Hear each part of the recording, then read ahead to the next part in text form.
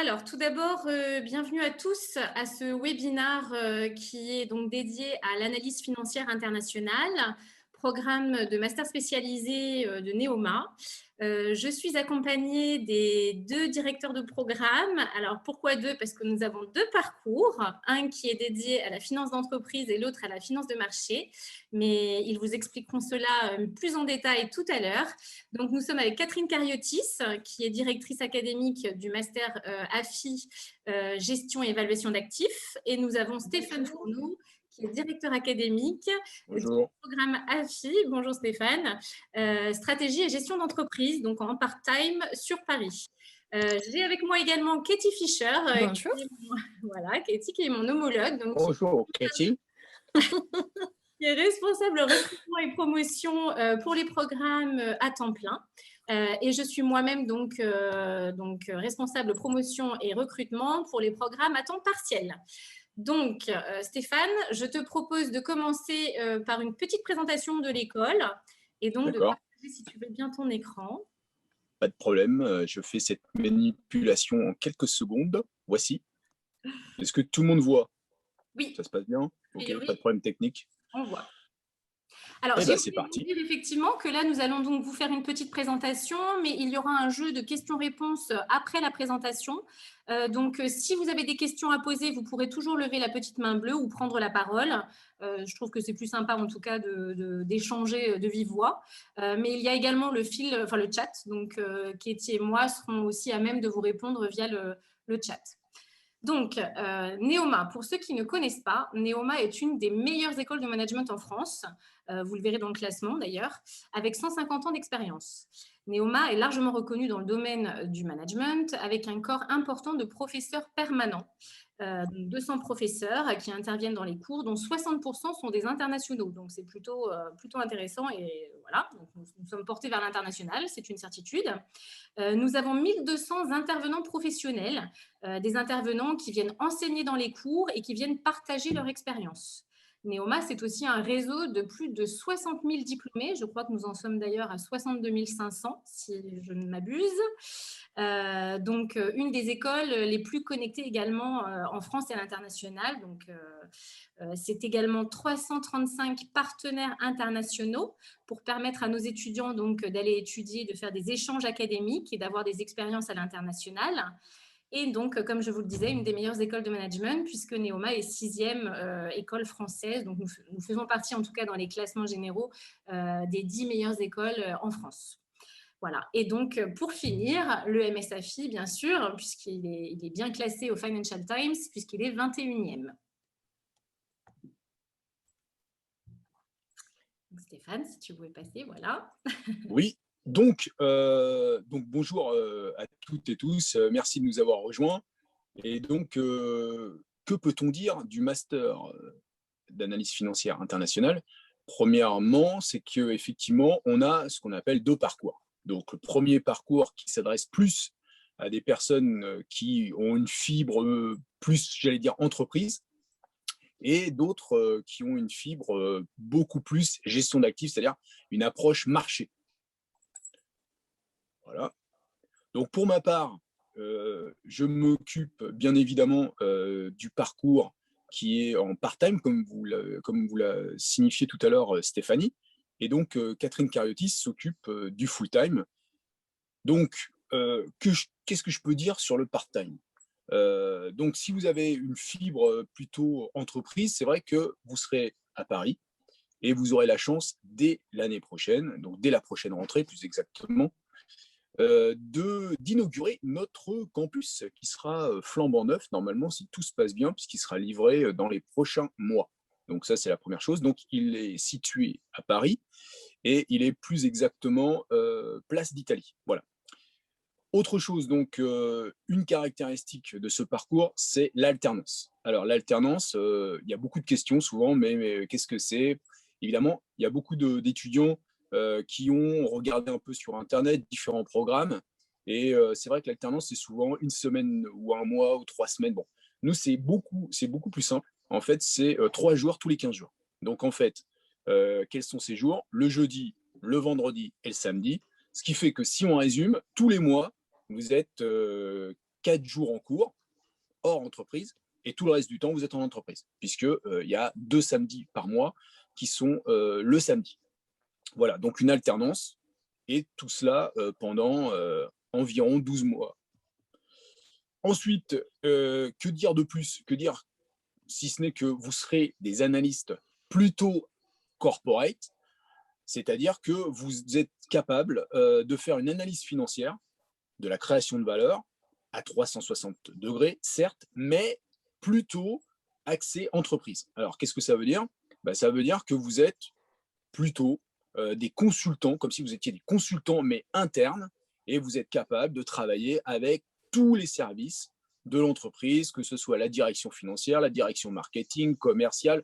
Bref, vous êtes des personnes qui êtes flexibles et qui pouvez comprendre les besoins, les attentes des uns et des autres pour pouvoir ensuite transformer cela en chiffres.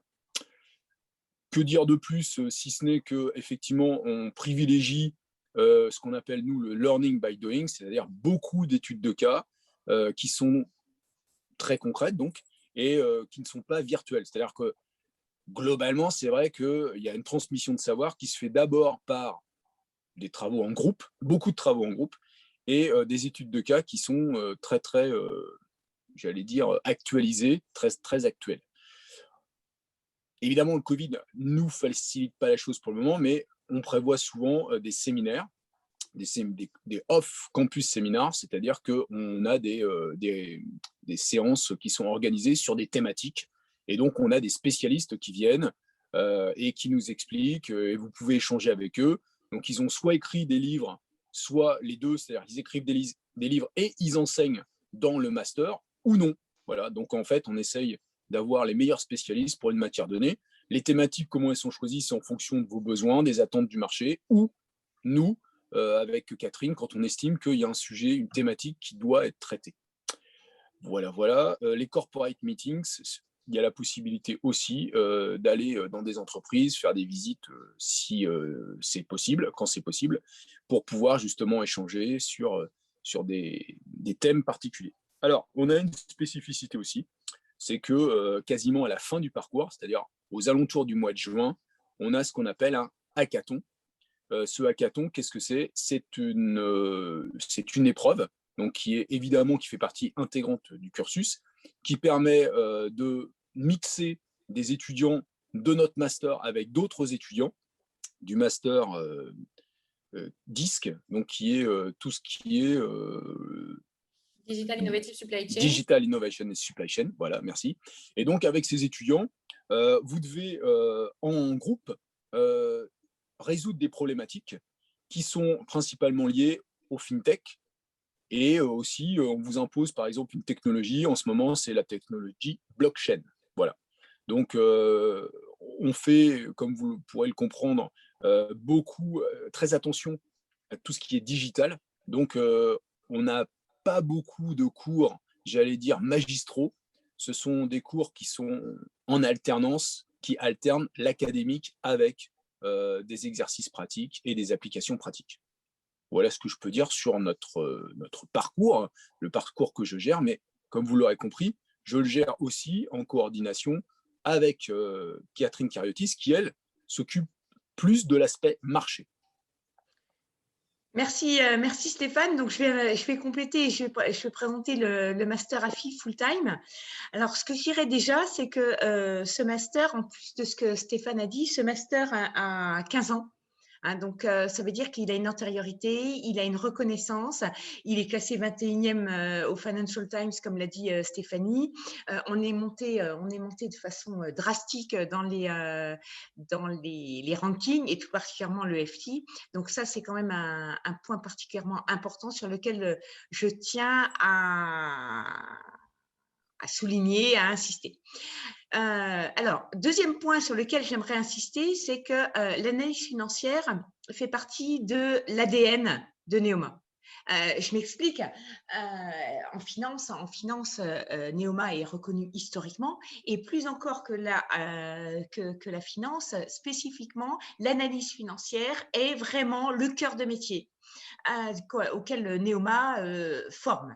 À partir de ce moment-là, on a créé un master, comme on l'a dit, donc AFI, qui a 15 ans, et qui va permettre de mettre cette analyse financière au service ou des corporates, comme l'a dit Stéphane, ou de la finance de marché, avec cette notion de financier éthique et certifié. Je vais revenir sur cette notion de certification, mais je vais insister tout particulièrement sur cette notion d'éthique à laquelle on tient particulièrement, à laquelle on adhère, parce que bon, il y a une crise sanitaire aujourd'hui, mais avant cette crise sanitaire, il y a une crise financière, et cette crise financière, il y a un avant et après crise financière, un avant et un après 2008. Donc, cette notion d'éthique est fondamentale pour nous, et on l'enseigne en tant que telle. On l'enseigne en tant que telle parce qu'en fait, on prépare également, dans le cadre du AFI full-time, à des certifications, et tout particulièrement à 2 grandes certifications internationales qui sont le CFA, Chartered Financial Analyst, et C2IA, Certified International Analyst. Je ne sais plus ce que veut dire le deuxième I, ça va me revenir. Ce sont des certifications qui permettent d'ouvrir l'individu à la finance du monde entier, parce que pour le dire de façon caricaturale, le CFA, c'est la finance anglo-saxonne, et le C2IA, c'est l'autre. Donc AFI plus CFA plus C2IA, la finance mondiale vous appartient. C'est beau. Deuxième élément, troisième ou quatrième élément fondamental, c'est cette osmose entre les enseignants-chercheurs, donc nous, Stéphane Fourneau et moi, et les professionnels. Dit autrement, dans le master AFI, il n'y a pas un cours qui ne se termine pas sur les 30 heures de cours qu'on a, par 3 heures ou 6 heures animées par des professionnels. Et je vous donne un exemple que sont les cours en salle des marchés à Reims, dans le AFI full-time.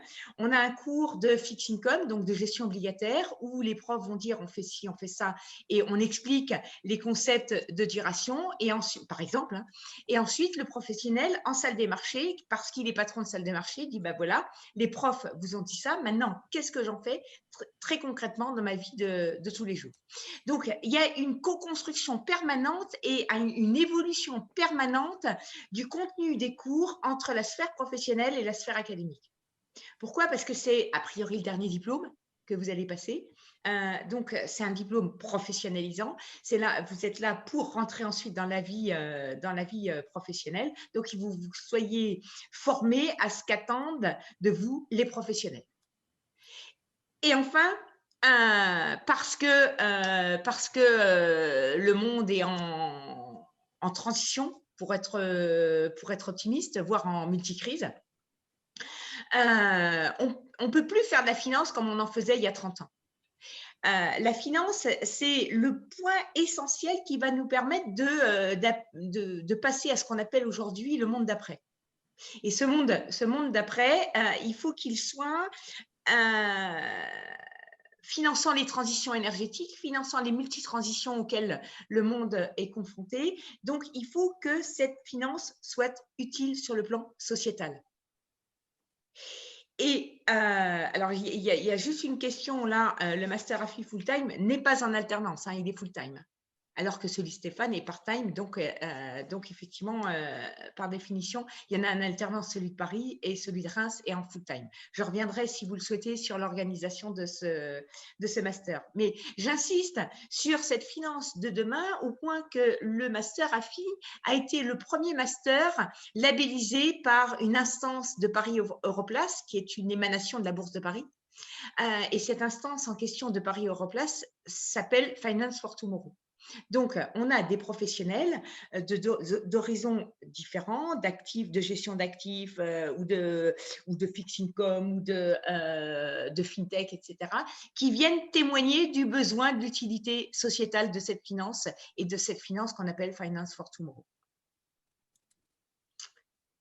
Voilà, donc après, je pense que tu peux passer à la slide suivante. Ouais. Voilà.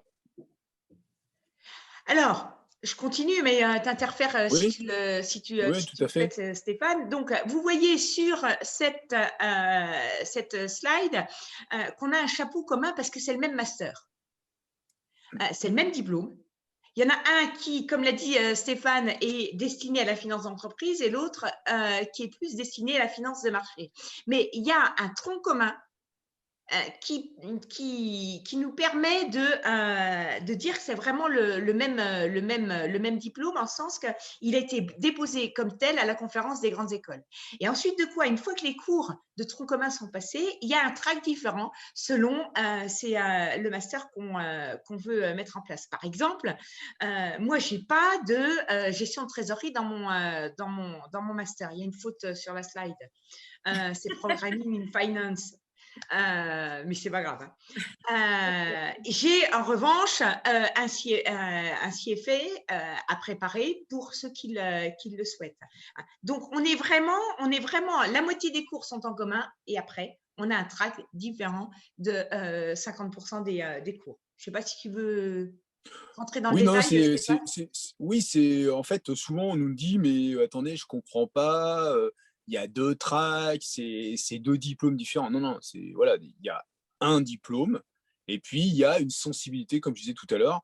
Et donc vous avez pu le remarquer peut-être pour ceux qui ont déjà été sur à nos portes ouvertes ou à des salons. Voilà, donc la première chose, c'est de savoir qu'est-ce que vous voulez faire. Et en fonction de votre projet professionnel, eh bien, tout naturellement, on va vous dire, voilà, vous êtes beaucoup plus évaluation et gestion d'actifs que stratégie et gestion financière. Ça ne veut pas dire que dans le futur, vous ne pourrez pas changer, j'allais dire non, pas changer, mais peut-être évoluer d'une sphère à une autre. Donc, ce n'est pas un problème. Donc, par exemple, comme on le voit, on va traiter, par exemple, la fintech, les théories financières et l'évaluation. On aura les mêmes thématiques, mais évidemment, que l'on soit d'un point de vue entreprise ou d'un point de vue marché, on ne va pas forcément avoir le même angle d'attaque et la même façon d'étudier les différentes thématiques. Mais c'est vrai que, par exemple, c'est plus intéressant pour quelqu'un qui est en full-time de faire de l'asset management. Donc là, ça va être très poussé. Nous, en entreprise, faire de l'asset management, ce n'est pas forcément une chose la plus prioritaire. Par contre, effectivement, la gestion de trésorerie, la gestion des risques, le diagnostic et contrôle financier, on va insister beaucoup plus dessus. Voilà. Autre chose, comme l'a mentionné dans ce slide Catherine, vous voyez que, outre le fait que vous avez des certifications, donc nous, je vous le dis, hein, dans la stratégie et gestion financière, on n'a pas de certification, on ne prépare pas des certifications. Pourquoi ? Parce qu'en fait, il n'y a pas vraiment de certification pertinente qui apporterait un plus. Là, vraiment, dans le full-time, ça apporte un plus. Le fait de pouvoir préparer en initiation le CFA, de faire un study tour. Alors, le study tour, tu en parleras peut-être un peu, Catherine, après, mais c'est vrai, par exemple, le fait d'avoir un partenariat Finance for Tomorrow qui profite aux deux tracks, parce que c'est vrai, je vous prends l'exemple. Catherine a signé un contrat, donc un partenariat avec Finance for Tomorrow. Les professionnels nous ont dit oui, c'est vraiment une bonne chose. Il faut absolument qu'il y ait plus de finances vertes, entre guillemets, dans vos cours. Nous, dans notre track qui est plus entreprise, eh bien, on en a de plus en plus. On a adapté notre programme. Donc, en fait, si vous voulez, les différentes thématiques, les différents intervenants, que ce soit dans le track de Catherine ou dans le mien, eh bien, il y a une interaction, il y a un échange. Et effectivement, on s'adapte en permanence. Pourquoi ? Parce qu'il faut le rappeler, il y a énormément de professionnels qui interviennent. Hein. Donc, je vous rassure, hein, vous ne serez pas devant vous, vous n'aurez pas des profs professionnels qui font que ça, quoi. Vous aurez évidemment des profs qui sont garants de la qualité académique. D'une qualité académique, c'est ça, qui sont des chercheurs, dont c'est le métier, mais vous avez aussi beaucoup de professionnels, moi par exemple cette année, et qui changent. Vous n'avez pas systématiquement tous les ans forcément les mêmes professionnels parce que justement ils sont professionnels et ils ont des engagements extérieurs. Et donc vous pouvez avoir, par exemple cette année, j'ai un nouvel intervenant en trésorerie, l'année dernière j'avais d'autres intervenants en fintech, et ainsi de suite. Donc voilà, on a des anciens qui interviennent, vous avez des professionnels reconnus et connus qui ont écrit des bouquins, qui sont vraiment des spécialistes dans leur matière, et donc qui interviennent dans notre master. Donc nous, on colle à l'actualité. Ce n'est pas un programme qui est figé. La preuve en est, cette année, Neoma Business School a lancé une data school, non, comment il l'appelle Une coding school. Ah ouais, coding school, pardon.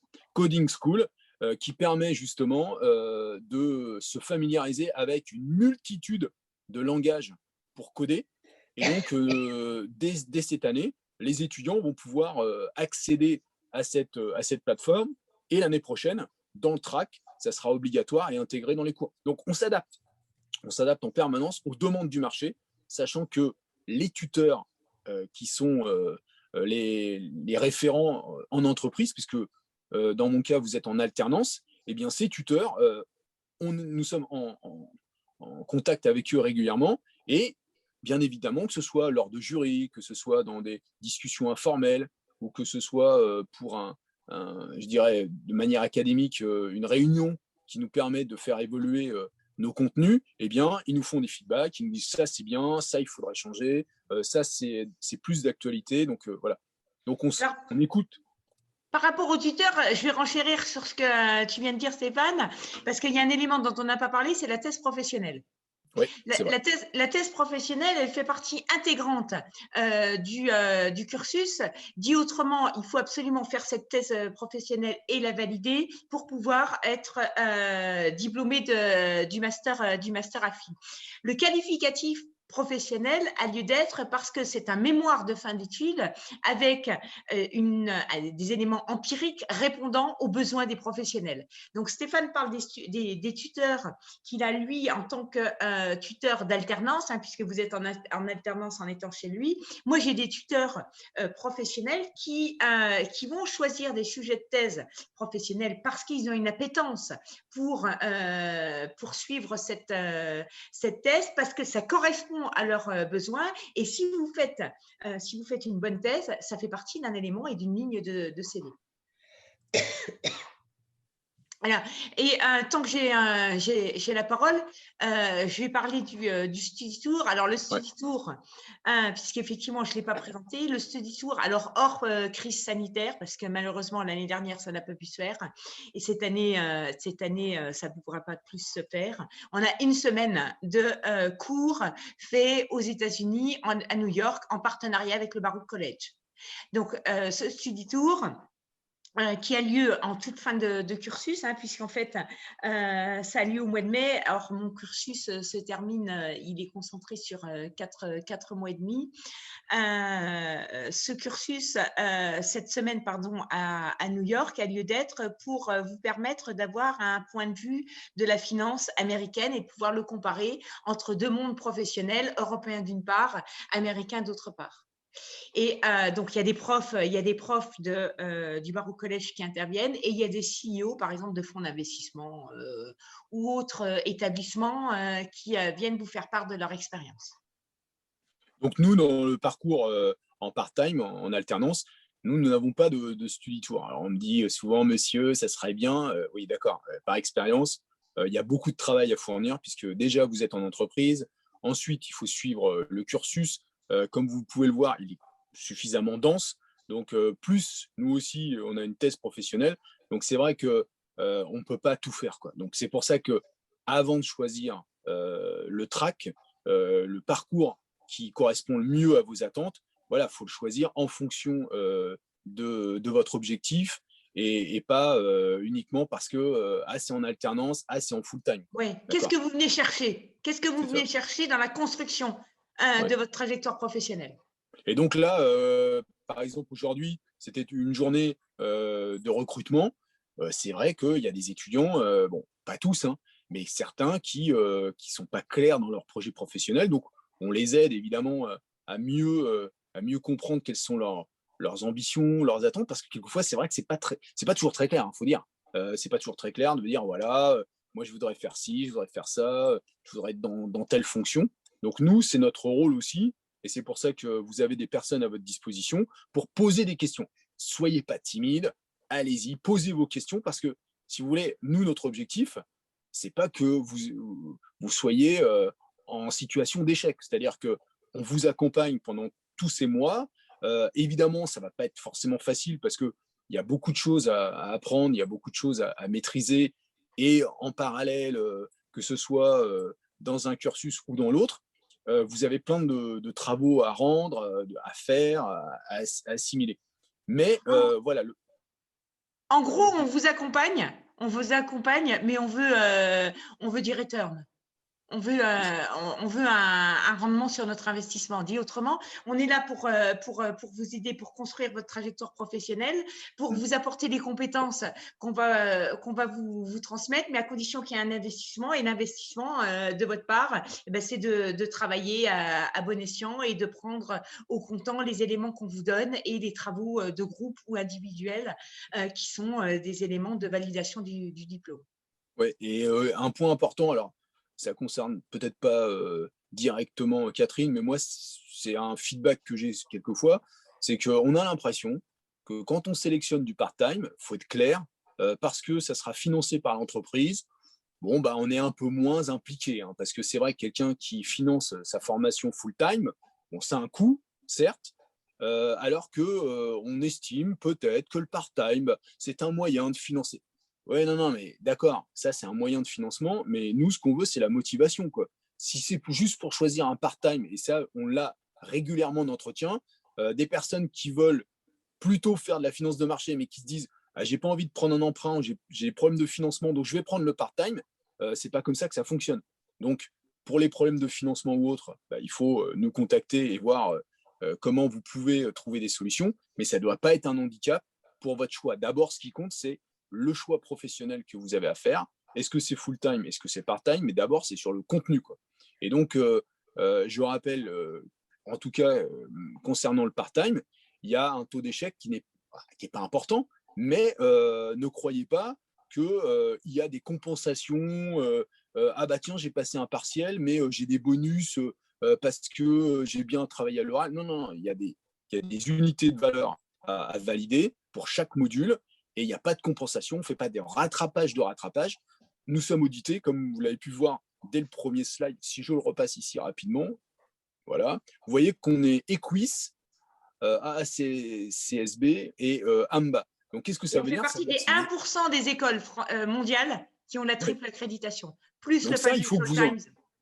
il faut que vous en ayez conscience, quoi, parce que c'est vrai que beaucoup d'étudiants sélectionnent Neoma. C'est vrai, comme l'a dit Catherine, objectivement, on est monté très rapidement dans les classements, mais c'est pas parce que on nous dit oui, mais vous faites de la com. Oui, c'est vrai, on fait de la com, comme toutes les écoles, hein.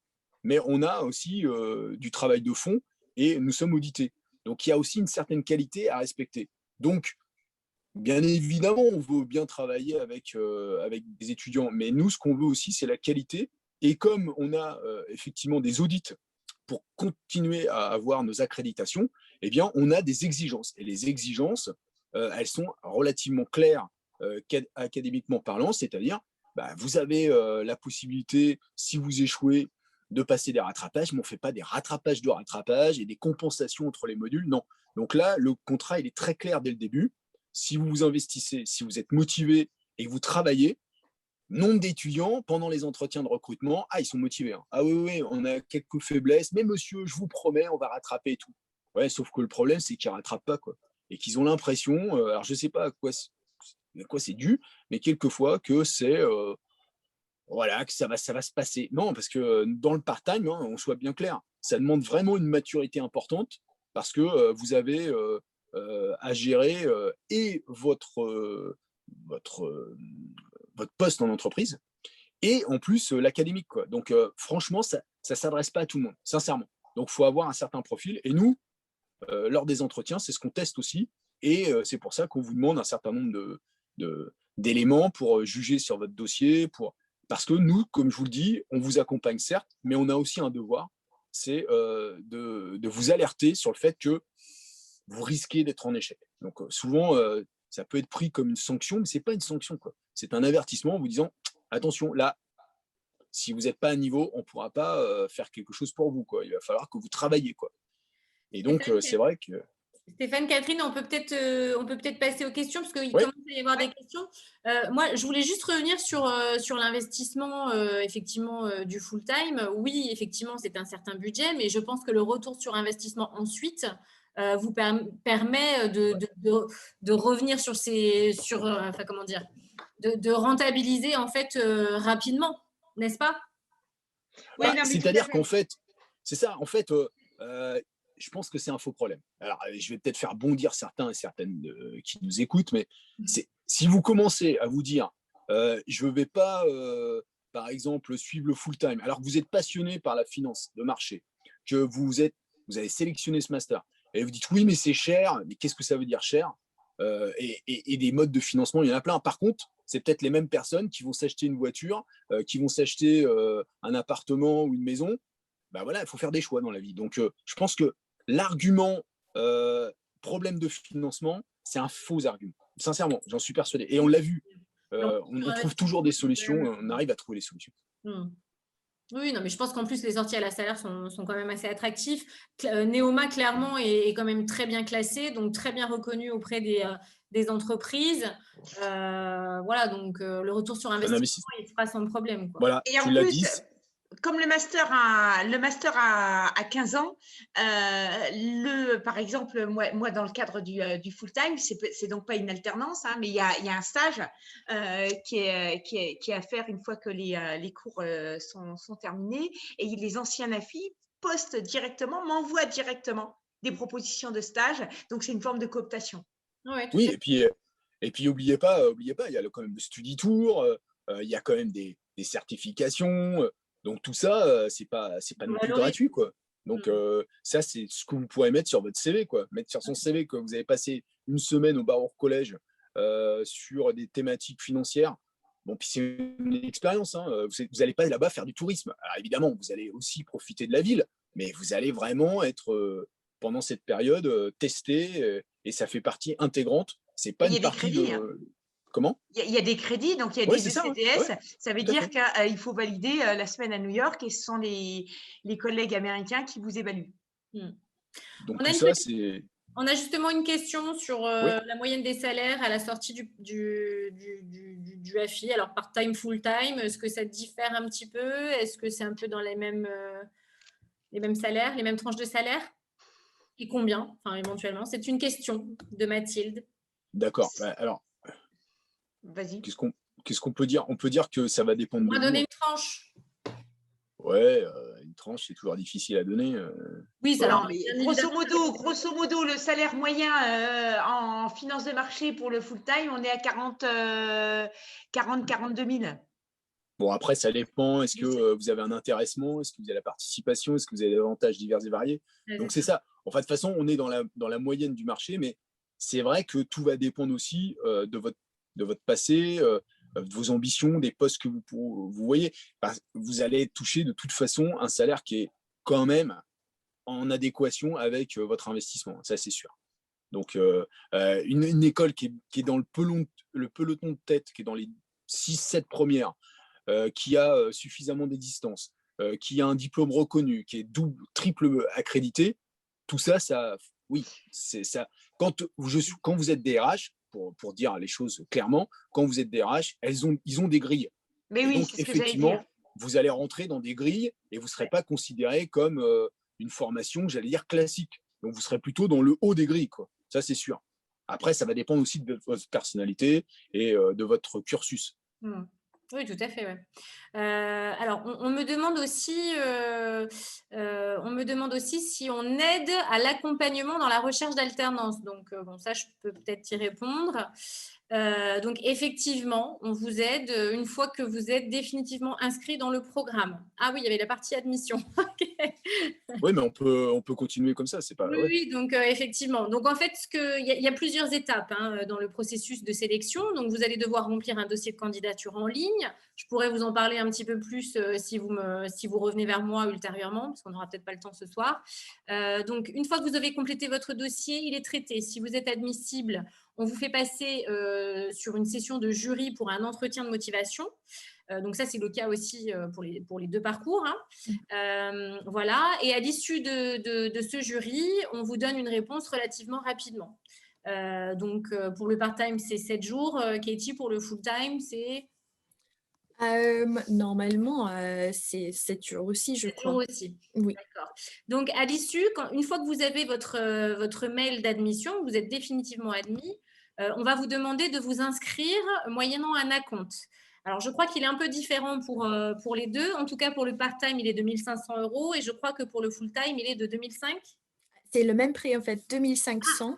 1500, d'accord, ok. 2000, pardon, 2500. Ah, d'accord, oui, d'accord. Alors que pour le part-time, c'est 1500. Donc, voilà. Et une fois que vous avez réglé cet acompte, en tout cas pour le part-time, on va vous, justement, pouvoir vous faire bénéficier des aides Neoma. C'est-à-dire qu'on va vous envoyer la liste des entreprises qui ont pris les étudiants sur les 2 dernières années, avec les fonctions tenues. Donc, charge à vous après de contacter ces étudiants via les réseaux sociaux. Nous, malheureusement, on ne peut pas vous donner les coordonnées parce que d'un point de vue RGPD, ce n'est pas possible. Mais donc, voilà, après, charge à vous de les contacter. Donc, souvent, ils recherchent leur successeur, d'ailleurs. Nous vous enverrons également les éventuelles offres que l'on pourrait recevoir au fil de l'eau.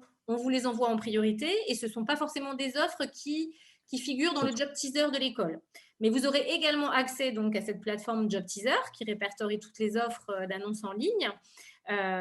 Et vous pourrez également vous faire accompagner par une consultante du Talent and Career de Neoma. Voilà, si jamais vous avez besoin, je ne sais pas, de vous aider dans la rédaction de la lettre de motivation, dans la refonte du CV, pour simuler des entretiens, par exemple, ou même vous donner des conseils sur des plateformes de recrutement ou des événements qui sont spécialisés et dédiés au recrutement. Voilà. Donc là, c'est pour l'accompagnement. Donc, je vais répondre aux questions, hein, parce que là, il y a Paul et Mathilde qui vont s'impatienter. Donc, ça va me permettre en même temps de répondre à une question sur est-ce que tous les inscrits trouvent leur alternance. Donc, alors, attendez. L'objectif, c'est d'être motivé, quoi. C'est-à-dire qu'avant de sélectionner l'un ou l'autre des parcours, et par exemple le parcours part-time, faut que vous soyez motivé. Et la motivation, si votre question c'est on va vous trouver une alternance parce que c'est tout compris, non. C'est-à-dire qu'en fonction de votre profil, à votre place, ça, c'est sûr. Voilà, vous devez aussi, vous savez, c'est un contrat, quoi. Un contrat, ça veut dire quoi? Ça veut dire que nous, on va faire le maximum pour que vous puissiez à la sortie non seulement trouver l'entreprise qui correspond mieux à votre formation et à vos besoins, à votre profil surtout, mais en attendant, vous devez prouver aussi, ça c'est, j'allais dire, votre bizutage quelque part, que vous êtes capable, entre autres, de trouver votre entreprise, de trouver des alternances. Donc, vous aurez une liste. On vous accompagnera, mais ce n'est pas nous qui allons trouver à votre place les contrats d'alternance. Ça, c'est sûr. Mais je vous rassure, ça se passe depuis des années comme cela. Il y a eu le Covid. Et malgré le Covid, il y a eu 0 personne qui n'ait pas trouvé une alternance. Et pour ceux qui ne l'auraient pas trouvé, il y a eu d'autres moyens de continuer leur scolarité. Donc, il ne faut pas être pessimiste, il faut être juste engagé. Évidemment, si vous commencez à vous inscrire et à passer les entretiens au mois d'août, je crains que vous n'ayez quelques problèmes pour commencer en septembre avec effectivement un contrat d'alternance. Ce n'est pas impossible, mais vous réduisez vos chances. Donc, plus tôt vous commencez vos recherches, plus tôt vous êtes admis, j'allais dire, et moins vous n'aurez de problèmes. Vous aurez plus de temps. Vous aurez plus de temps pour chercher sereinement une entreprise, sachant que les offres, en général, elles sortent sur le net à partir de fin mars, début avril. Donc, avril, mai, juin, juillet, il y a pas mal d'offres déjà. Même en septembre, il y en a encore, mais il y en a un peu moins. Mais voilà, il faut quand même pouvoir anticiper un minimum pour chercher. Alors, les questions récurrentes, c'est monsieur, qu'est-ce que vous recherchez? Qu'est-ce qu'on recherche? On ne recherche personne en particulier. Ce qui nous intéresse, c'est qu'est-ce que vous avez à nous proposer? Quel est votre profil, quoi? On n'a pas de profil particulier. Je n'ai pas écrit, voilà, je veux une femme, un homme, tel âge, machin. On a des ingénieurs. Et en plus, dans le full-time, on peut en parler aussi parce que Catherine a des profils, elle a eu des profils, elle continue d'avoir des profils atypiques et qui sont très intéressants. Mais nous aussi, en part-time, on a des personnes qui sont en reconversion, on a des ingénieurs, on a des personnes qui ont des moyennes d'âge qui peuvent être aux alentours de 30 ans. Pourquoi? Parce que s'ils font de la reconversion ou justement, ils complètent une formation antérieure. Donc, on a plein de profils. Mais on n'a pas un profil… Même des reprises d'études. C'est ça, exactement. Donc, avec des métiers antérieurs qui n'ont rien à voir avec la finance. Exactement. Et nous, ce qui nous intéresse, c'est principalement que vous soyez motivé et que vous soyez honnête dans votre démarche, honnête, j'allais dire intellectuellement, c'est-à-dire vous essayez pas de nous faire croire que vous êtes quelqu'un d'autre. Soyez vous-même et si vous êtes motivé, tout se passera bien, quoi. C'est-à-dire qu'il n'y a pas de ah ouais, il faut que je dise ça à l'entretien. C'est quoi qui... Non, non, alors, plus vous serez naturel, mieux ça se passera. Plus vous essaierez de contrôler la situation, moins vous allez la contrôler. Nous sommes quand même des professionnels, on sait faire des castings. Alors, c'est vrai, comme tout le monde, on peut se tromper dans les castings, mais franchement, on se trompe assez rarement, quoi. Et de toute façon, si on se trompe, souvent, c'est qu'il n'y a pas eu une honnêteté intellectuelle dès le départ de l'étudiant ou de l'étudiant. Voilà. Donc, soyez honnête, soyez clair avec votre stratégie, demandez conseil, interrogez-vous, faites en sorte d'être le plus en phase entre ce que vous voulez et qui vous êtes. Vous aurez les soft skills, vous aurez tout le loisir au fil des cours, au fil des modules, de révéler votre personnalité et justement de pouvoir vous développer. Mais soyez motivés et travaillez bien votre projet professionnel pour qu'il soit cohérent et pas simplement fake, c'est-à-dire en apparence. Vous savez, un entretien de 30 minutes, on a l'habitude et on voit bien les personnes qui commencent à essayer de nous faire croire qu'ils sont quelqu'un d'autre, quoi. Ça, c'est rédhibitoire.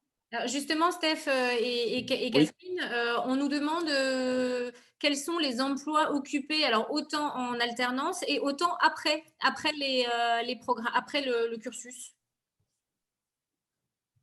Alors, ça dépend, justement, ça dépend. Catherine peut Non, mais nous vas-y, donner pour quelques... démarre avec les postes en alternance et puis après, Oui. Alors, en parlera des post-alternance, postes j'ai des profils qui ont commencé dans des startups et qui, comme vous le savez, dans les startups, vous ne faites pas uniquement de la gestion, vous pouvez faire du marketing, du commercial. Donc, eux, ils occupent désormais des places plus importantes, plus stables, j'allais dire, hein, moins multitâches. Okay. Vous en avez d'autres qui sont plus dans l'audit. Vous en avez d'autres qui seront plutôt adjoints à un directeur administratif et financier. Voilà, donc vous avez une multitude de profils possibles, mais c'est vrai qu'on est dans le contrôle de gestion, l'audit, on est voilà, dans des fonctions en fonction et aussi de l'actualité et des besoins des entreprises. C'est-à-dire que nous, on essaye de vous former pour que vous ayez un socle et une base qui soit solide, mais évidemment, on vous apprend à vous adapter à la demande du marché, hein. Vous avez beau être quelqu'un de brillant dans votre domaine, à un moment donné, si le marché n'a pas besoin de toutes vos compétences, il faut vous adapter. Donc, par exemple, si dans les prochains mois, dans les prochaines années, on demande des personnes qui soient effectivement solides en finance d'entreprise, mais qui sachent aussi maîtriser non pas un, mais plusieurs langages pour coder, eh bien, il faut que ce soit vous soyez capable de répondre aux attentes du marché. Donc, c'est pour ça que le digital, c'est bien. Les connaissances fondamentales, c'est bien. Mais il faut que vous soyez capable de pouvoir répondre à la demande. Donc, il y a effectivement des métiers qui existent actuellement et qui sont en cours de développement. Vous allez voir dans les prochaines années, je suis sûr que vous allez postuler à des emplois qui n'existent pas encore, quoi. Et donc là, c'est en train de se construire. Vous avez par exemple des étudiants qui actuellement sont en support de vente de logiciels financiers, mais qui sont très très poussés, quoi. Donc, vous allez me dire, ah oui, c'est des sales, donc c'est des vendeurs, c'est des commerciaux. Bah non. Peut-être qu'ils ils ont effectivement en ce moment peut-être des compétences plus commerciales mises en avant, mais voilà, ils ont quand même aussi des aspects très techniques, quoi. Donc ça dépend. Et on a un module commercial, on a un module justement qui permet à nos étudiants de pouvoir se vendre, mais aussi de vendre des compétences. Et moi, en sortie de diplôme, j'ai alors évidemment beaucoup d'analyse, mais derrière le mot analyste, on y met des qualificatifs complètement différents. C'est-à-dire qu'on a des analystes financiers buy et sell side, on a des analystes fonds, on a des analystes de risque, on a des postes dans le private equity, on a des postes dans le transaction services également. Ce que j'ai pas, moi, essentiellement, par rapport à ce que Stéphane a dit, c'est un contrôle de gestion. J'ai personne en contrôle de gestion. Alors, je pourrais en avoir, hein, mais c'est rare. C'est Ouais, alors, rare. On a chez des gestionnaires de portefeuille, des asset managers, etc. ouais, alors je voyais là les questions qui étaient posées, donc je vais revenir sur un point parce que c'est d'actualité. En fait, cet après-midi, on a eu une personne qui a un bon profil et malheureusement qui traîne un boulet. Alors, c'est quoi le boulet que les étudiants traînent? C'est l'anglais. Bon. Donc, à un moment donné, là, il faut prendre ses responsabilités. C'est-à-dire que le fait d'avoir des difficultés en anglais, ce n'est pas un problème en tant que tel. Mais c'est vrai que vous comprenez que dans master analyse financière, il y a quand même international. Donc, si vous voulez être diplômé et intégrer ce master, on vous demande quand même un minimum de niveau en anglais. Alors, évidemment, notre master, il n'est pas intégralement en anglais. Il y a une part d'anglais, mais de plus en plus, que ce soit pour le full-time, que ce soit pour le part-time. On nous demande aussi, d'un point de vue des accréditations, à ce que forcément l'anglais, la base, hein, alors évidemment, vous pouvez parler d'autres langues, mais c'est vrai que la langue internationale, une des langues internationales les plus utilisées étant l'anglais, il faut absolument que vous puissiez suivre des cours en anglais. Ça ne sera pas tous les cours, mais que ce soit des livres, que ce soit des documents, que ce soit des travaux à faire, oui, vous devez prendre conscience que quel que soit le cursus que vous avez fait, à un moment donné, il faut vous donner les moyens d'améliorer votre anglais. Je n'ai pas dit que c'était facile, mais nous aussi, en tant que prof, nous y sommes confrontés. Il y a quelques années, il n'y avait aucun cours en anglais. Et de plus, vous voyez, les cours en CFA, maintenant, on ne vous donne pas le choix. Avant, on pouvait faire en anglais, en français. Maintenant, on nous dit non, tu fais tes cours et tu les fais 100% en anglais. Voilà. Donc, on demande un score à un test d'anglais. Je reprécise, je ne sais pas si tout le monde a lu dans le fil de la conversation, mais effectivement, le score demandé minimum est équivalent à un score de B2 qui correspond à peu près à 750, au-delà de 750, 780 au TOEIC. Et pour IELTS, c'est un 5,5 pour vous donner un autre exemple d'un test. Ouais. Voilà. Non, mais c'est vrai, je veux être très clair là-dessus. C'est-à-dire que si vous passez les tests, si vous avez quelques problèmes en anglais, fine, ça peut arriver. Mais il faut quand même que vous prouviez que voilà, c'est des problèmes passagers, que vous allez régler le problème. Vous ne pouvez pas tout le temps procrastiner et qu'on vous retrouve à la sortie avec le même niveau d'anglais qu'à l'entrée, quoi. Donc, à un moment donné, vous devez vous poser et vous dire, voilà, quelles sont mes forces, mes faiblesses. Une de mes faiblesses, c'est par exemple, j'ai eu des étudiants en mathématiques financières. Bon, oui, ils veulent intégrer le master, mais ils ont des problèmes en mathématiques financières. Donc, qu'est-ce que vous faites, quoi? Bon, c'est pas pareil de dire j'ai des difficultés, je le sais, je les ai identifiées, je travaille et ça va s'améliorer, plutôt que de dire ouais, mais bon, vous comprenez, c'était difficile, j'ai pas eu l'occasion. Le passé, c'est le passé. Maintenant, qu'est-ce que vous voulez faire, quoi? J'ai quelqu'un qui a levé la main. On va peut-être laisser la parole. Ce serait sympa. Donc, Gazmend, est-ce que je ne sais pas si je prononce bien, hein, excusez-moi. Oui, Gazmend, bonsoir. Désolée. Alors, j'avais une question concernant les débouchés. Vous avez répondu à cette question avant, mais moi, c'était une question un petit peu plus précise. Est-ce que suite à ce master-là, on aura la possibilité d'avoir un poste du style fusion-acquisition? Et si oui, lequel des deux cursus permettrait le plus d'intégrer ce genre de poste? Alors moi, je vais répondre pour mes étudiants. J'ai pas mal d'étudiants qui partent en M&A, en full-time. Je ne sais pas si c'est ton cas, Stéphane. Moi, j'en ai un peu moins, mais non, j'en ai quelques-uns, mais c'est vrai que c'est pas systématique parce que c'est vrai que le M&A, c'est quand même assez technique et ça peut faire appel à un cursus qui est plus effectivement marché qu'entreprise. Alors évidemment, je prends pas, je dis pas que c'est pas possible, quoi. Mais vous savez, le M&A, il y a plusieurs types de profils en M&A, quoi. Puis surtout, ça dépend ce que vous avez fait avant, ça dépend de votre cursus. Si par exemple, je prends un exemple, vous êtes un ingénieur, vous avez été admis dans le cursus, dans le mien par exemple, dans le parcours, et que vous voulez faire du M&A, je vais peut-être vous dire calmez-vous un peu, quoi. C'est-à-dire qu'il va falloir quand même que ça soit cohérent, que vous fassiez déjà votre alternance dans une entreprise ou dans une fonction qui va vous amener vers le M&A. Donc, vous savez, on dit toujours tous les chemins mènent à Rome, certes, mais quel chemin prenez-vous, quoi? Donc, si c'est un chemin direct et que vous avez déjà un cursus qui est très M&A oriented, j'allais dire, pourquoi pas?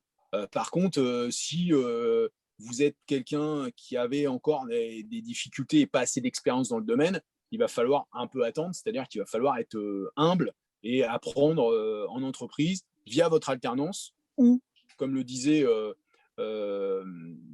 Catherine, autre stratégie, c'est privilégier le full-time, d'avoir des très bonnes bases et donc de pouvoir ensuite faire un stage.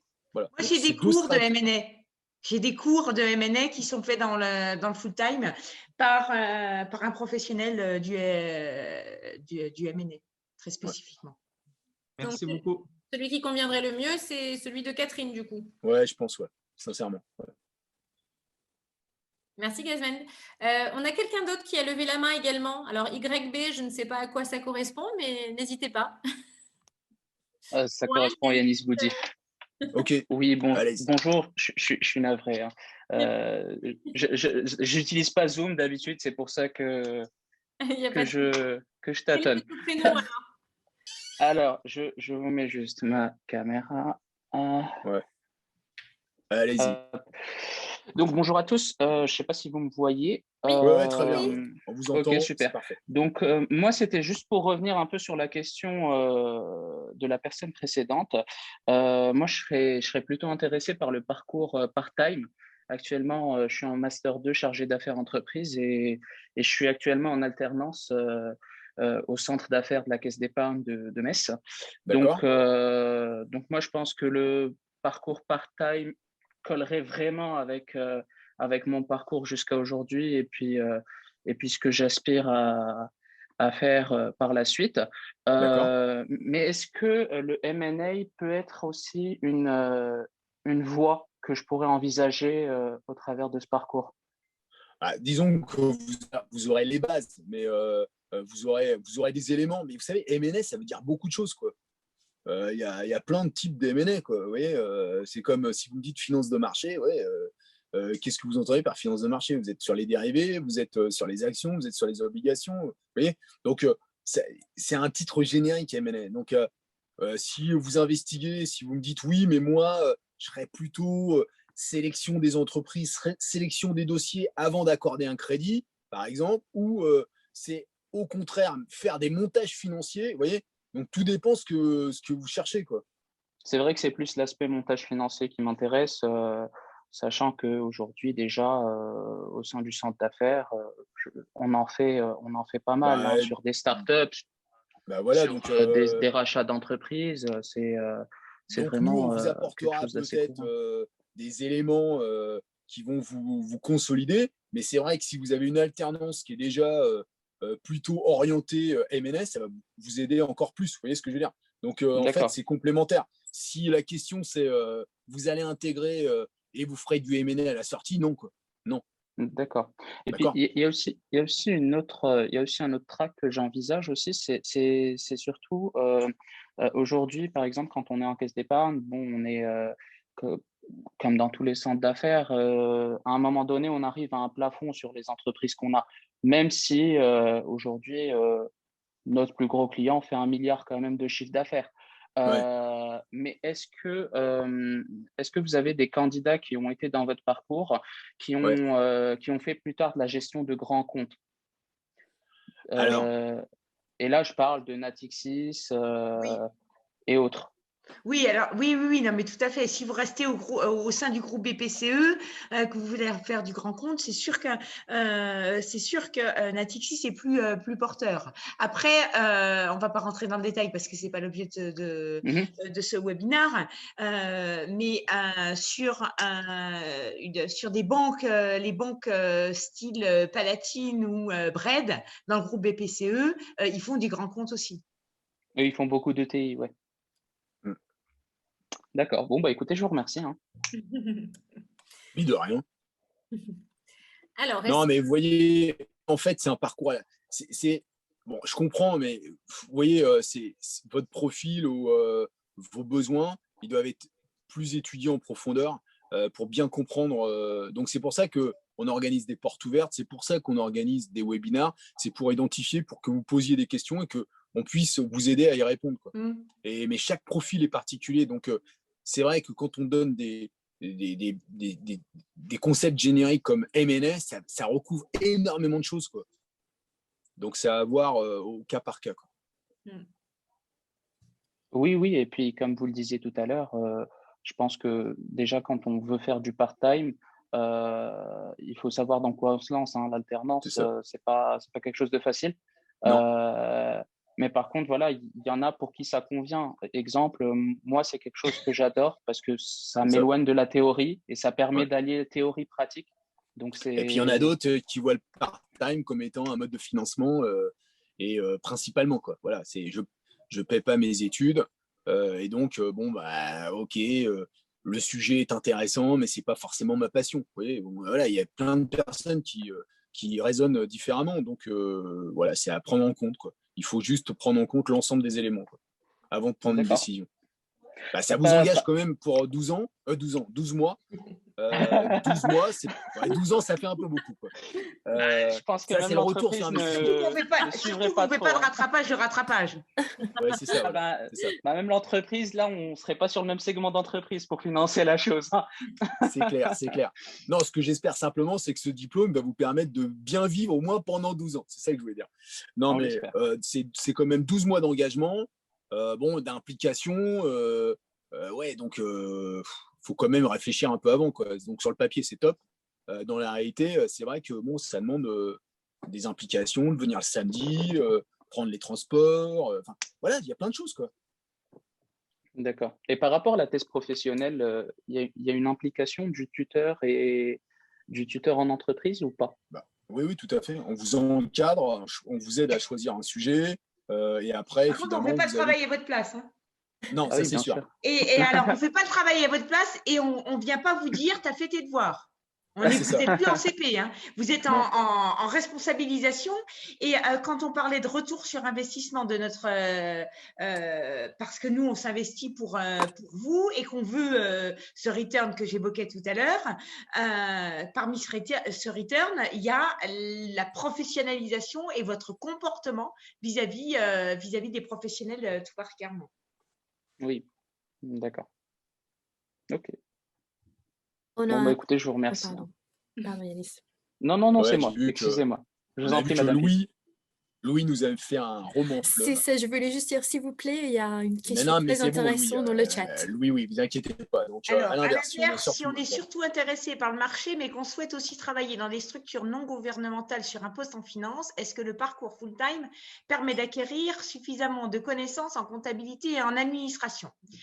Alors, je réponds, Stéphane, puisqu'on s'adresse au full-time. Alors, en administration, déjà, il faut me dire ce que vous entendez par le mot administration. Ce qu'il y a de sûr, c'est que les connaissances en comptabilité, on démarre le cursus pour une remise à niveau avant de faire venir les professionnels. Donc, on commence le 1er septembre. Le 1er septembre, les premiers cours ont lieu d'être en comptabilité financière, puis analyse financière, puis politique financière. Donc, les bases sont pas considérées comme acquises parce qu'on a parfois, moi j'ai des ingénieurs comme Stéphane, mais j'ai eu aussi dans le passé un étudiant qui avait fait l'école vétérinaire de Maison-Alfort et qui avait un projet de fusion de cliniques vétérinaires et qui venait chercher les compétences de valorisation, d'évaluation, etc. Et il avait forcément moins de connaissances connaissances en comptabilité et analyse financière que quelqu'un qui a fait un M2 en banque et finance. Eh ben, c'est pas grave, on a remis tout le monde, à zéro. Donc, oui, le parcours full-time permet d'acquérir suffisamment de connaissances en comptabilité, en analyse financière, en administration. Dites-moi ce que vous entendez derrière le mot administration. Parce qu'en fait, vous pouvez aller travailler dans une ONG. Moi, j'ai des étudiants, j'ai quelqu'un qui travaille à la Banque centrale de Madagascar. Il est sorti il y a 6-7 ans. C'est pas une ONG, mais c'est pas non plus d'analyse financière stricto sensu. Ouais, et puis moi, je voulais juste rajouter, c'est quand même un master spécialisé. Donc, on va pas non plus, on peut pas revoir l'intégralité de matières, sachant que comme on vous l'a présenté tout à l'heure, et c'est dans nos plaquettes, vous pouvez très bien à l'avance déterminer quelles sont les thématiques sur lesquelles vous n'êtes pas très à l'aise. Et bien évidemment, on peut vous dire, voilà, faites ci, c'est-à-dire allez consulter tel bouquin de référence, sachant que ce soit pour le full-time ou le part-time, nous notamment en part-time, il y a des modules online qui sont ouverts et que j'ai choisis et qui vous permettent de vous remettre à niveau. Donc c'est Harvard. Bon, alors évidemment, on va me dire, oui, mais monsieur, c'est en anglais. Eh ben oui, c'est en anglais, ok. Mais c'est d'un très bon niveau. Donc ça peut vous permettre de vous remettre à niveau, mais c'est pareil que c'est comme l'a dit Catherine, moi je ne vais pas être derrière vous, j'ouvre, alors on pourrait me dire oui mais monsieur, vous pourriez l'ouvrir qu'aux personnes, non, je l'ouvre à tout le monde, toutes les personnes de la promo peuvent avoir accédé en libre service à ces modules d'auto-formation, entre guillemets, mais voilà, si vous ne faites pas votre travail, si vous n'êtes pas à faire un travail personnel, puisque c'est aussi ça le e-learning, hein, c'est quand même de travailler par soi-même, même si évidemment vous pouvez demander ensuite des explications complémentaires. Mais voilà, il y a tout un travail préparatoire à faire avant d'intégrer le master. En part-time, vous commencez, on a un module marché et environnement. Évidemment, on n'a pas 70 heures, 100 heures sur marché et environnement. C'est-à-dire il faut que vous maîtrisiez un minimum de concepts. Et évidemment, ça se travaille avant le master parce que vous n'aurez pas le temps de tout revoir. Donc, c'est pour ça qu'on a des entretiens. Quand on avait une question tout à l'heure de sélection, quels sont les critères? Si vous voulez évidemment postuler chez nous et que vous avez fait un master, je ne sais pas moi, en mécanique, c'est vrai que c'est pas gagné, quoi. Mais pourquoi pas? On ne va pas vous fermer forcément la porte, mais il va falloir nous convaincre que vous êtes capable de suivre le programme, quoi. Et c'est vrai que dans ce cas-là, on a des ingénieurs qui ont très peu fait de finance pour certains d'entre eux, mais qui ont des solides bases en mathématiques et qui ont une force de travail extraordinaire, quoi. Et donc, ce qui fait que eux, paradoxalement, pourtant, ils n'ont pas forcément une connaissance et une maîtrise de, comme le disait tout à l'heure Catherine, pour un vétérinaire, mais ça passe, quoi. Pourquoi? Parce qu'ils ont la motivation, ils savent où ils veulent aller et surtout, ils bossent, quoi. Ouais. Et en l'occurrence, ce Maison Alfort, ce veto, il est arrivé dans les 3 premiers de la promo. Ah, bien. C'est ça. Donc, et j'ai déjà eu quelqu'un qui était en totale reconversion, une reprise d'études, qui était au départ hôtesse de l'air. Ah oui. Et qui a refait un master en finance et qui a fini qui a fini par faire le master AFI full-time. Elle travaille maintenant chez Amundi en asset management. Et il y a aussi des étudiants en reconversion, anciens cadres financiers chez Carrefour, reconversion et qui est maintenant responsable déontologique ou de la compliance dans un très grand groupe. Donc ça veut dire que, vous voyez, il y a la possibilité, si vous avez un projet clair et que vous êtes motivé et que vous travaillez, il n'y a aucune raison que vous n'ayez pas à la fin les compétences que vous cherchez, quoi. Ouais, je suis complètement d'accord. Dès lors que vous êtes engagé et que vous avez envie de travailler, il n'y a aucun souci. C'est ça. Et je peux vous dire que, vous savez, vous l'aurez compris, nous, on a eu, comme toutes les écoles, comme tous les centres de formation, le vide. Et ben, je peux vous assurer, et c'est ce qui ressort des différents étudiants. Moi, je n'ai pas eu un seul étudiant qui m'ait dit ah là, c'était bien le master où les problèmes, la principale problématique, c'était de suivre des cours sur Zoom. Voilà. Donc en fait, c'est des étudiants qui s'adaptent On a comme tous été obligés de gérer cette situation de crise. Et ben, justement, ça a été une bonne opportunité de développer la solidarité entre les étudiants. Ils sont partagés les cours, même aider les professeurs quelquefois parce qu'il y a des problèmes techniques, indépendants de notre volonté. Voilà. Et ben, on a fait comme dans une entreprise. Ce que je veux vous faire comprendre, c'est que ce soit le master full-time, part-time, c'est des mini-entreprises. En fait, on n'est pas si éloigné que ça de l'entreprise. Donc, les problématiques que vous retrouvez en entreprise, on les retrouve en école, c'est normal. Donc, quand il y a des problèmes techniques chez nous, il y a aussi des problèmes techniques en entreprise. Vice-versa, quoi. Donc, il n'y a pas de problématique particulière. Donc, on s'adapte, on travaille ensemble. Les feedbacks des étudiants ou des tuteurs, on les prend en compte et on évolue. C'est pour ça que le master, il a 15 ans et qu'on monte dans le rating, non pas parce qu'on est forcément les meilleurs du marché, mais parce que je pense qu'on est vraiment à l'écoute et qu'on travaille main dans la main avec les professeurs, les professionnels, les services support administratifs ou autres qui vont du recrutement jusqu'à l'enseignement et aussi les professionnels. Alors, on va peut-être, parce on approche des plus d'une heure de webinaire, là. Est-ce que quelqu'un aurait d'autres questions éventuellement, parce qu'on va bientôt devoir clore ce webinaire. Donc, n'hésitez surtout pas, si vous avez des questions, à lever la main ou à prendre la parole.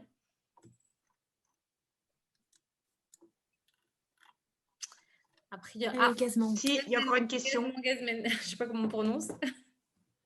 Allez-y. C'est Gazmend. Oui.